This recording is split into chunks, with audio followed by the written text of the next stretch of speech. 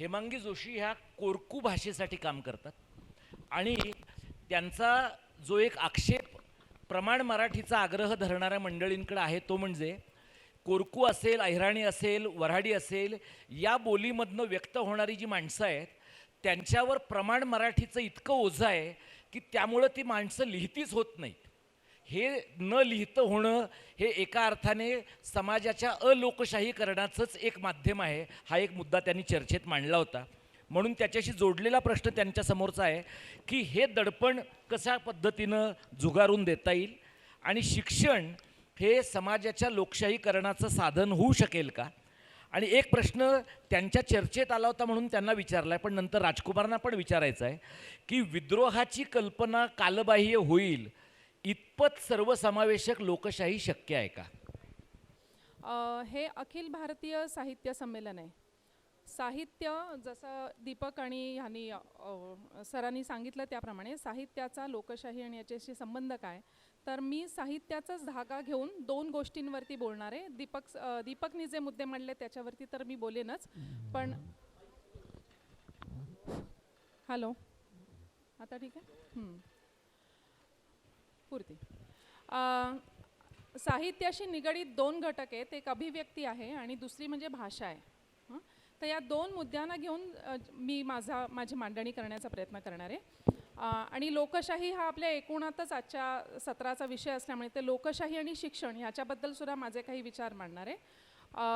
खरं तर लोकशाही आणि शिक्षण हा खूप व्यापक विचार आहे, पण त्यातले एक 2-3 मुद्द्यांवरती मी स्पर्श करायचा आत्ताच्या माझ्या मांडणीतनं प्रयत्न करणार आहे. आपल्याला लोकशाहीचा जो ठळक अर्थ दिसतो दृश्य स्वरूपातला तो म्हणजे आपल्याला असं दिसतं की दर 5 वर्षांनी निवडणुका होतात आणि त्या निवडणुका हे लोकशाहीचं एक महत्त्वाचं अंग आहे, अगदी महत्त्वाचं अंग आहे.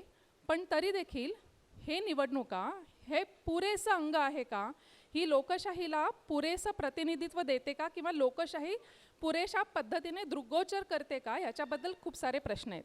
याचं कारण असं की तुम्ही बघत असाल तर लोकशाही ही प्रामुख्याने आपण जी बघतो ती प्रातिनिधिक लोकशाही आहे. प्रातिनिधिक म्हणजे काय, तर आपण प्रतिनिधींना निवडून देतो आणि प्रतिनिधी राज्यकारभार चालवतात. दुसरा एक प्रकार जो आहे लोकशाहीचा तो म्हणजे थेट लोकशाही. जर तिकडे आवाज जास्त जातोय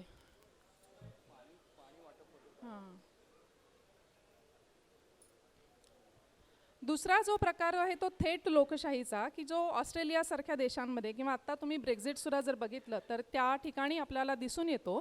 तो म्हणजे सरकारी काही धोरणं असतील किंवा काही निर्णय घ्यायचे असतील तर त्यावेळेला काही प्रसंगांमध्ये लोकांचा थेट सहभाग घेतला जातो. लोकांना थेट विचारलं जातं की हे तुम्हाला मंजूर आहे का, आणि मग त्याच्याप्रमाणे लोक आपलं त्याच्यावरती मतदान करतात किंवा मत नोंदवतात. अशी तरतूद आपल्याकडे नाही आहे आणि त्याचा एक महत्त्वाची मर्यादा मला इथे अधोरेखित करायची आहे.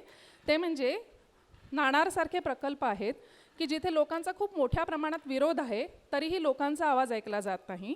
सेजसारखे प्रकल्प आहेत की जिथे जमिनी ॲक्वायर करायचे प्रश्न मुद्दे येतात, तिथेही बऱ्याच वेळेला लोकांचा विरोध होतो, लोकांचा आवाज ऐकला जात नाही.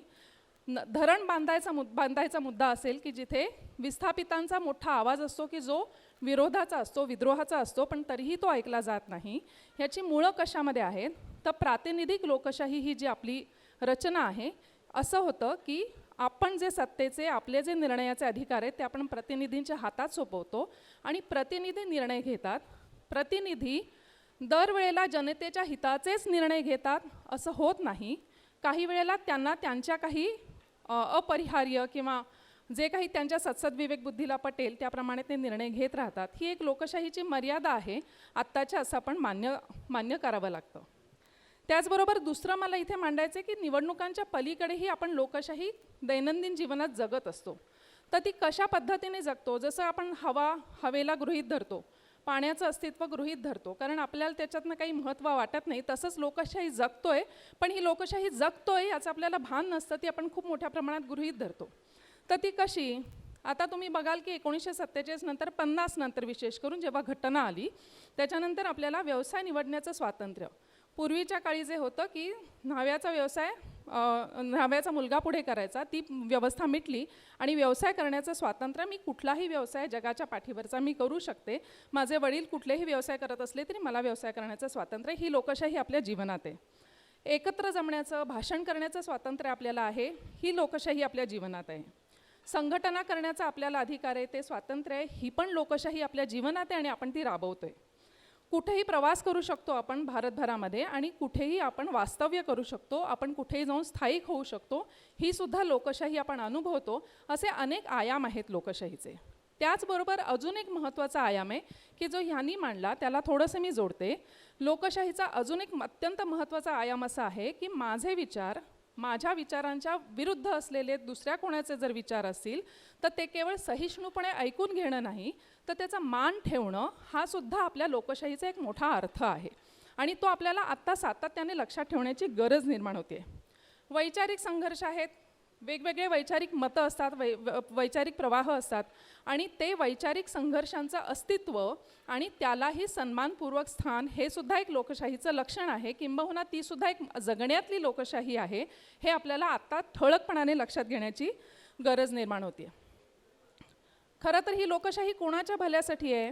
ती असायला पाहिजे, ती सामान्य लोकांच्या भल्यासाठी ती असायला हवी. समता आणि सामाजिक न्याय ही लोकशाहीची काही गाभा तत्त्व आहेत. समाज कसा चालायला हवा, तर समतापूर्ण चालायला हवा आणि तो सामाजिक न्यायाच्या तत्वावरती चालायला हवा. पण सध्या आपल्याला काय दिसतं, तर तुम्ही बघाल तर ही लोकशाही कुणाच्या हातात आहे? उद्योगपती, बहुराष्ट्रीय कंपन्या, धनिक लोक यांचा सगळा शासकीय धोरणं यांच्यावरती प्रभाव असलेला आपल्याला दिसतो. सरकारी शिक्षण, सरकारी आरोग्य व्यवस्था, सरकारी ट्रान्सपोर्टेशन हे हळूहळू वीक होतं आहे आणि ते वीक होतं आहे आणि ते बाजाराच्या हातात जातं आहे. ही लोकशाही आहे का? तर खरं म्हणजे ती नाही आहे. कशी ते जरा मला सांगायचा प्रयत्न करते मी. ज्यांच्याकडे पैसा आहे ती लोक ह्या आरोग्य व्यवस्थेचा, शिक्षण व्यवस्थेचा, जी धनिकांच्या हात म्हणजे जी ज्याच्यासाठी बाजाराच्या हातात आहे, जिला पैसा मोजावा लागतोय, अशा एकच मिनिट अशा सेवांचा हे पाणी जे कोणी वाटतायत ना, त्यांना माझी विनंती आहे, आणि पाणी ज्यांना हवंय त्यांना सुद्धा, की तुमच्यापर्यंत यायचं येते, येणार सगळ्यांपर्यंत, म्हणून त्यांच्यावर झडप घालू नका आणि वक्ता जे काही सांगतोय त्याच्यात प्लीज व्यत्यय आणू नका. तर ते धनिकांना परवडतील अशा सेवा निर्माण होत आहेत. देशातल्या उद्योगपतींचा आणि मंत्रिमंडळात अगदी संचार आपल्याला दिसतो, अगदी प्रमुखांपर्यंत संचार दिसतो. एक काळ असा होता, खरं म्हणजे पूर्वीचा एक काळ असा होता की राजकीय पक्ष किंवा मंत्र्यांमधले मंत्रिमंडळ किंवा मंत्रिमंडळाचे प्रमुख जे कोण असतील ते आपल्या दारात उद्योगपती येत आहेत याचं त्यांना दडपण असायचं, त्यांना ती भीती असायची. का भीती असायची? त्यांना असं वाटायचं जनतेपर्यंत याचा काहीतरी विपरीत संदेश जाईल की माझ्या दारात उद्योगपती येत आहेत. आता हे चित्र पूर्णपणे पालटलं आहे. आता राजरोसपणे लाल पायघड्या घालत हे सगळे उद्योगपती आणि मंत्र्यांच्या दारात जात आहेत, मंत्रिमंडळात जात आहेत, त्यांना विशेष करून वेळ दिला जातो. अजून एक आपल्याला काय दिसतं, तर राजकीय पक्ष जे आहेत किंवा त्यांचे कार्यकर्ते आहेत ते स्वतःला सामान्य जनतेपेक्षा वेगळे मानायला लागलेत. त्यांना असं वाटायला लागलं की आपण वरचढ आहोत, आपण वेगळे आहोत आणि आपलं मत हे जास्त महत्त्वाचं आहे. सामान्य माणसांनी जर त्यांच्या मताविरुद्ध काही बोलले, मत प्रदर्शित केलं किंवा धरणं धरली किंवा आंदोलनं केली की यांना वाटायला लागतं की ते आपले शत्रू आहेत.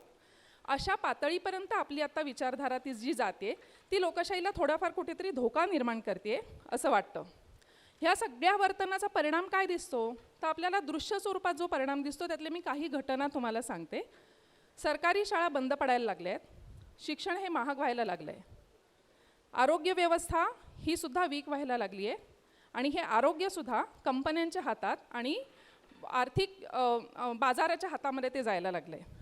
शेतकऱ्याला शेती परवडत नाही आहे, महागाई खूप मोठ्या प्रमाणात वाढते आहे. ग्राहक म्हणून म्हणजे मोठा बाजार आपल्याकडे येतो आहे, पण तरी ग्राहकाला हक्क आहेत का? ग्राहकाचे हक्क पूर्णपणे शून्य आहेत. मी खूप जाणीवपूर्वक हे म्हणते, ग्राहकाचे हक्क शून्य आहेत. हे जर बघितलं तर दिसतं की ही लोकशाही जेव्हा बाजाराच्या हातात जाते, उद्योगपतींच्या हातात जाते आणि धनिकांच्या हातात जाते, तर मग सामान्य माणसाचा जो सन्मानपूर्वक जगण्याचा जो अधिकार आहे की जो घटनेने आपल्याला दिला आहे, संविधानाने आपल्याला दिला आहे, तो अधिकार आपण राखू शकतोय का? तर तो राखण्याच्या आपल्या हातात काही संधी राहिलेला नाही आहेत. दुसऱ्या बाजूला हे पण चित्र दिसतंय की लोक त्याच्याविरुद्ध बोलत आहेत का? नाही बोलत आहेत. लोक शांत आहेत, विरोध करत नाहीत, जे आहे ते सहन करत आहेत.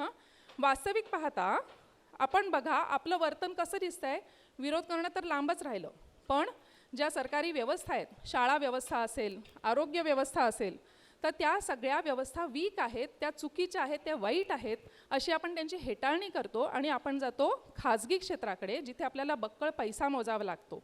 आपण कोणाचं अनुकरण करतोय? तर आपण धनिकांचं अनुकरण करतोय. सामान्य लोकांचं अनुकरण धनिकांच्या बाजूने चाललेलं दिसतं.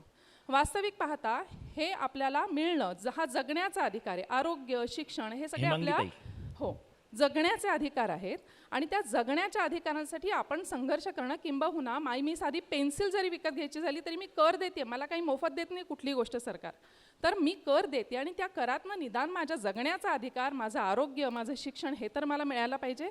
तर तोही आपण त्या बाजूने विचार करत नाही. सामान्य जनता इथे शांत आहे आणि तिथे मी येते लेखकत्वाकडे. आपली अभिव्यक्ती, आपण शांत आहोत म्हणजे काय? आपण सर्व बाबतीत शांत आहोत. आपल्याला लेखक म्हणून लिहिता येत नाही, पण आपल्याकडे अभिव्यक्तीची अनेकविध साधनं आहेत. जसं माणसं गोष्टी सांगतात, गाणी लिहितात, फोटोग्राफी करतात, चित्र काढतात, ही सगळी अभिव्यक्तीची माध्यमं आहेत आणि ती वापरायला आपण लागलं पाहिजे.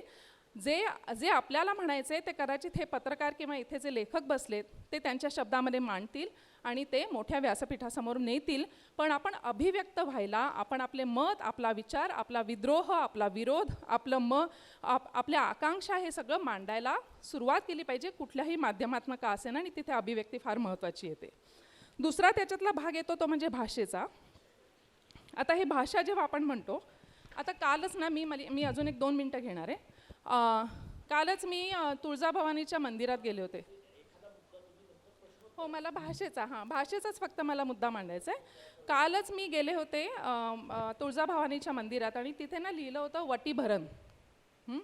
तर वटीभरण हा जो शब्द आहे, शब्दप्रयोग आहे, त्या शब्दप्रयोगाची जर तुम्ही बघाल तर खिल्ली उडवली जाते. तर ती खिल्ली का उडवली जाते? कारण असं वाटतं की हा स्वीकारार्ह शब्दप्रयोग नाही. कुठे स्वीकारार्ह नाही? तर प्रमाण भाषेत स्वीकारार्ह नाही. वास्तविक पाहता भाषा ही लोकांनी निर्माण केलेली व्यवस्था आहे. ही कुठल्याही राज्य शासनाने, कुठल्याही राजाने किंवा कुठल्याही एका समूहाने निर्माण केलेली व्यवस्था नाही. तुम्ही जगाच्या पाठीवर कुठेही जा, त्या अंदमानच्या बेटावर जा किंवा इथे बसा, लोक भाषा बोलतात.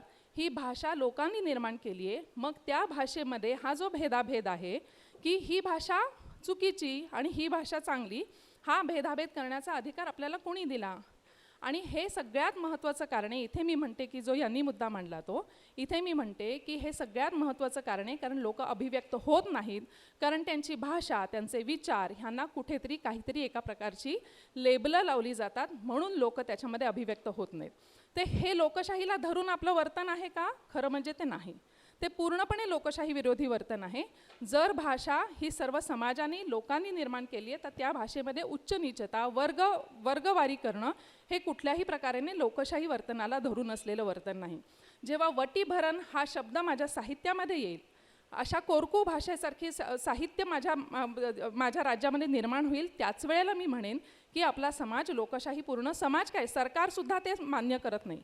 उदाहरण मी अजून एक सांगते की शाळांमध्ये आपलं माध्यम कुठलं चालतं? एकतर मराठी किंवा इंग्रजी, एक भाषा माध्यम ही ब्रिटिशांच्या काळातली देण आहे. आपला समाज जर बहुभाषी आहे तर माझ्या शाळा बहुभाषी का नाहीत? माझ्या शाळेमध्ये शिक्षक बोलताना मुलांच्या सर्व भाषांचा वापर का करत नाहीत? हे शक्य आहे. हा प्रयोग आम्ही तिथे करतोय आणि हे शक्य आहे. आम्ही असं म्हणतो, आमच्या केंद्रामध्ये जे आमची प्राथमिकची केंद्र चालतात तिथे आम्ही म्हणतो की बहुभाषा हे माध्यम होऊ शकतं. एका भाषेचं माध्यम हे पूर्णपणे अनैसर्गिक आणि अस्वाभाविक आहे. ती कल्पना आपल्याला टाकून द्यावी लागेल आणि आपल्याला मुलांच्या भाषा ज्या 2 असतील 3 असतील त्या भाषांचा वापर करत आपल्याला शिक्षण करावं लागेल आणि तेव्हाच मुलं शिकती होतील आणि तेव्हाच आपल्याला 100% शिक्षणाचं सार्वत्रिकरणाचं स्वप्न पूर्ण करता येईल किंवा पाहता येईल. त्याच्यामुळे हे भाषेला जोडून माझे काही मुद्दे होते. पुढचे जे काही मुद्दे असतील ते मी प्रश्नोत्तराच्या तासामध्ये घेईन.